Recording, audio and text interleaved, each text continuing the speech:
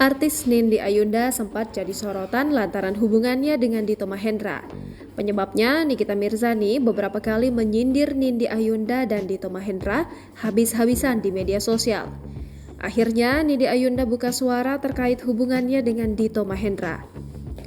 Diketahui Dito Mahendra kini ditangkap oleh Bareskrim Polri atas kasus kepemilikan senjata api ilegal. Nindi Ayunda mengaku jika memiliki hubungan dengan Dito Mahendra. Ada, ujar Nindi Ayunda dilansir Rabu 25 Oktober 2023. Namun Nindi enggan mengumbar soal hubungannya ke publik karena satu dan hal lainnya. Pokoknya itu aku kalau urusan pribadi aku udah gak mau sharing-sharing. Karena udah trauma sama masa lalu.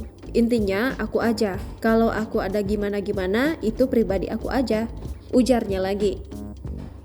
Nindi Ayunda menambahkan jika dirinya telah menjenguk Dito Mahendra yang kini tengah ditahan. Ada udah jenguk pas awal-awal, kata Nindi Ayunda.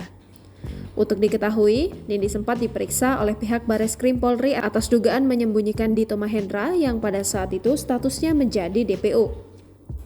Hubungan asmara Nindi Ayunda dan Dito Mahendra ini kembali disorot setelah Nikita Mirzani menyindir keduanya di media sosial.